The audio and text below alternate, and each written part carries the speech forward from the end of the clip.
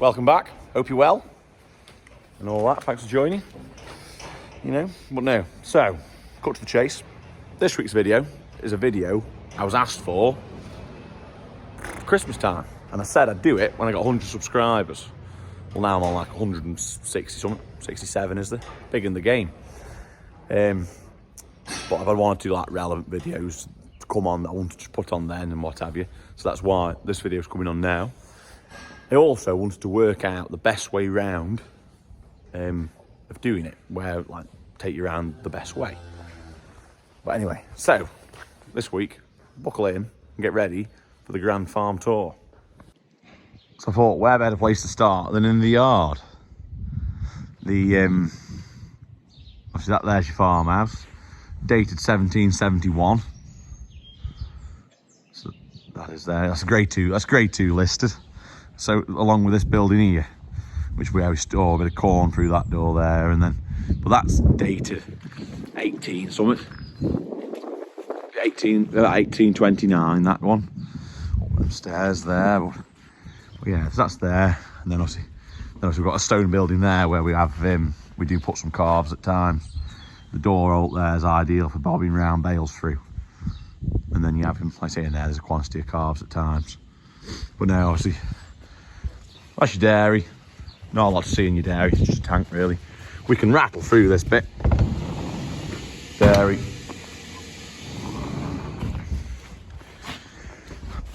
Through into the parlour. Ooh, turn the light on. Wrong switch, turn that light on. Obviously, old 6 abreast, but again, not a lot to talk about on this one because, like I say, as you saw in the last video, or one of the last videos, we are upgrading this. So it's, like I say, that isn't too much to talk about. The shed it's in, I say the shed, yeah, the first so much of the shed it's in, that was put up in about the 70s, I want to say. Up to back there, like the front, so many bays, that was put up in the 70s. This back bay here was put up to the old water trough here. But was put up in about 94, somewhere around there. This back bay, and at the same time they did the slats in it, put the slats on it, which is obviously a good thing, more storage. But then we have to blow it over then from there over into this muck hole, which again, this was built, the muck hole itself was built 80s, and then me and my dad put the roof on and made it deeper in about, I can tell you when we dug it out, if it makes anything, I know Anderson scored for Man United against Norwich about 2010, 2009, somewhere around that. I'd say, I left school in 10, so it must have been 2011 we dug this hole out. But anyway, and obviously this here then's this big cubicle shed. This holds at the minute about 75 in here.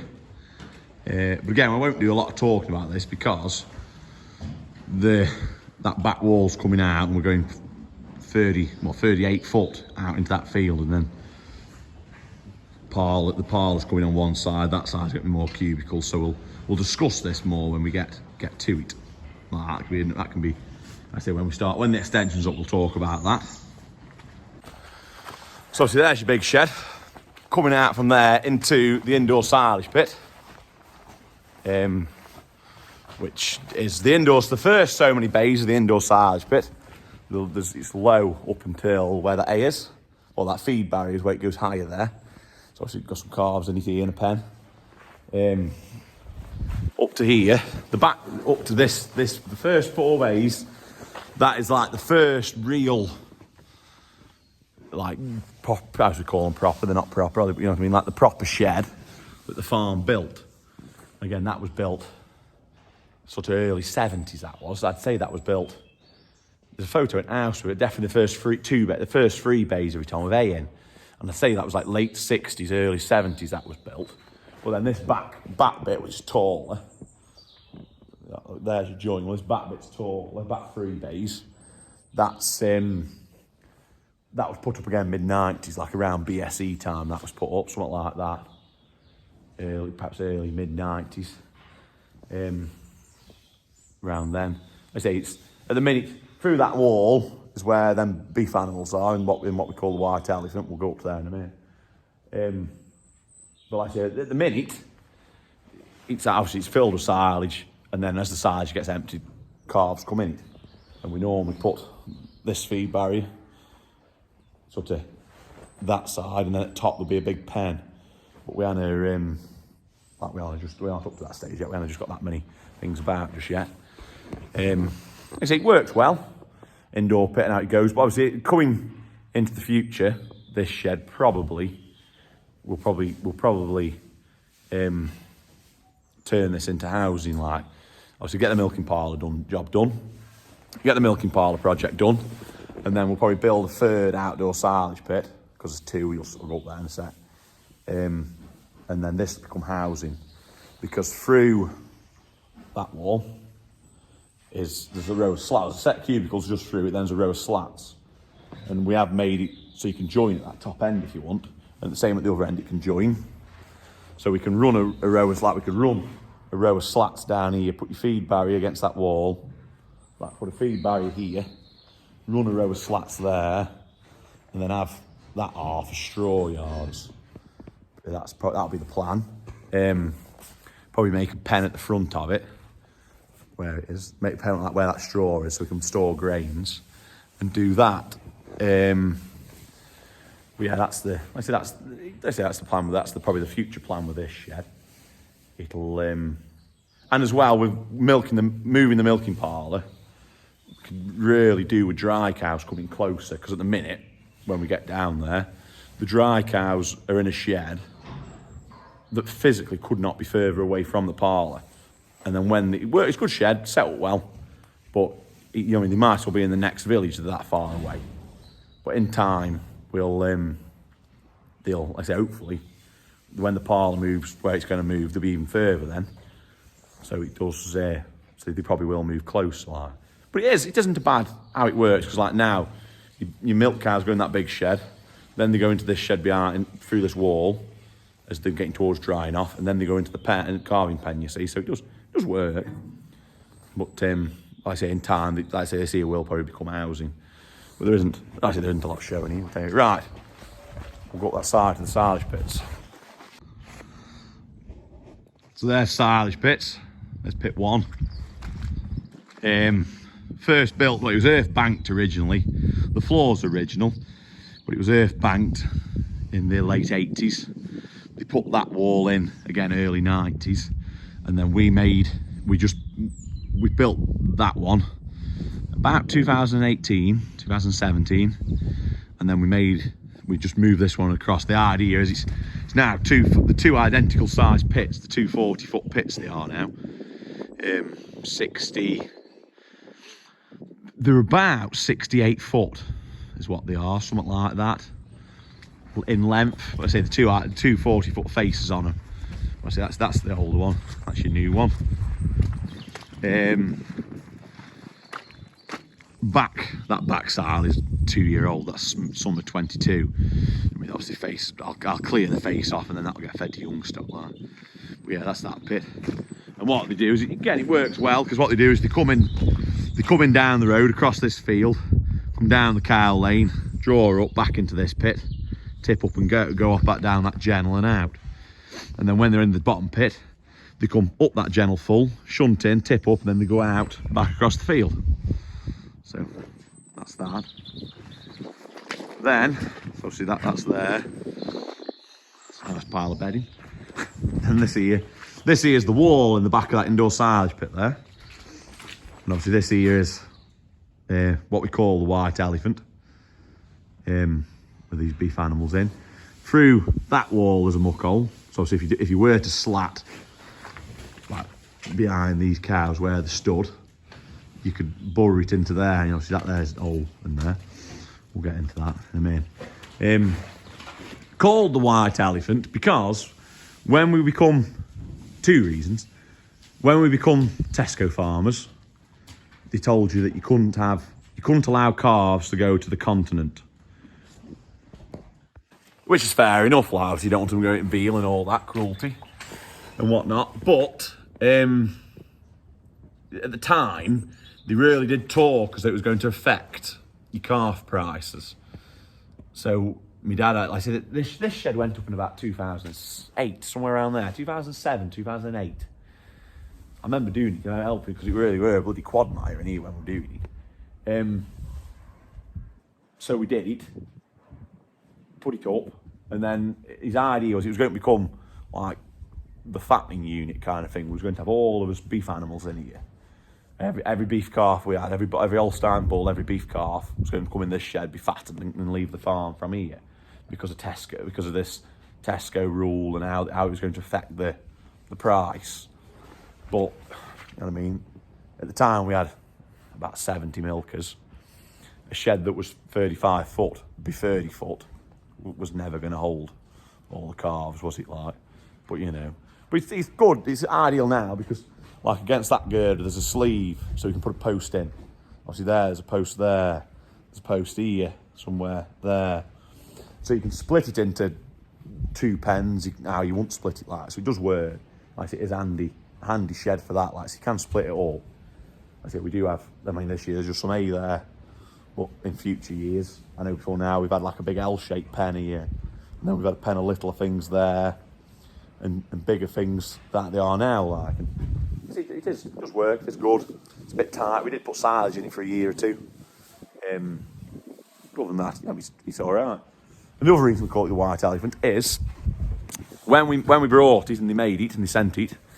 They sent the apex, as in the roof, the wrong angle. Wrong degrees they were. So when you put the shed up, your legs were the right length. No, your legs were 4 inches short. That was 5 degrees too less. So it sat about 8 inches. It sat about a foot shorter than that shed. So that was a bloody nightmare. So I said we put it all up to show them, and then we had to take it down again. But but that was then. But yeah, that was like I said, that was about 2000. I want to say we did this floor about as I'd left school.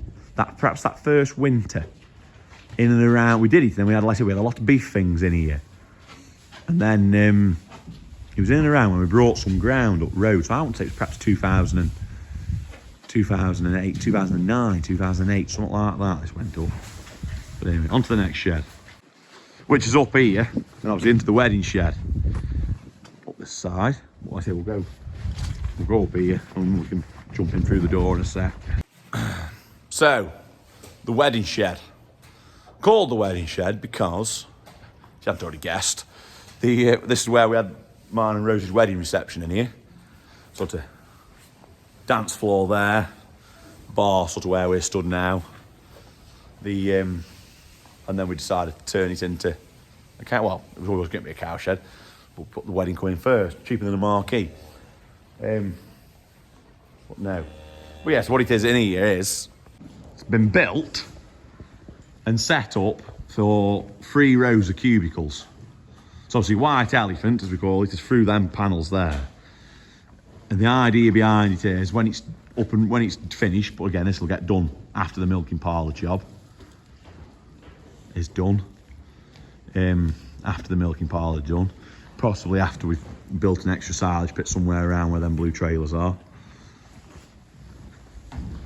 As it can fit a head row of cubicles here, where that shower is and where that panel is, to that panel down there. And then it'll get a row of cubicles against that back wall. So it'll have like about 35 cubicles, something like that in here. But at the minute, it is just one big straw yard. Like we come in, we post and railed it, split it into 2. Sup paps live at that end. A lot of beef stores live at this end. Like I say again, it works. We can bob in over that door there and over that door there with straw chopper. We can come up with feeder wagon if we want. This is designed for the feeder wagon. There is future plans to, obviously as we get a few less sheep and a few more sup paps about, if we need, obviously we perhaps need 2 bulls then. The plan is then, and more calving pens, is we can take these 2 walls here out and we can move it out that way. They can put like a 20-foot lean-to on out there, so we can gain a bit of, I mean, we can gain two bits of little like 2 bits of straw yard pens there for young calves or calving cows or a bull. I mean, put 2 bulls in them kind of thing, and they sort of, I mean, work. Like I say again, that's how it is. It works, doesn't it? And I say we did this. This shed was built in 20. Well, we did it the autumn of 2021. We did it in and around when John, my oldest was born, and then the wedding was 25th of June, 22. I see that coming here then, and then we set to and we dug these slats out, and did. And in these slats, where the girders are on the roof, in the tank, there was a little block wall. So we can, when we put the cubicles in, we can join the slatted channel to the cubicle channel, and then through them Yorkshire boardings, there's a muck hole there, so we can join it all through and into one line. That's the idea.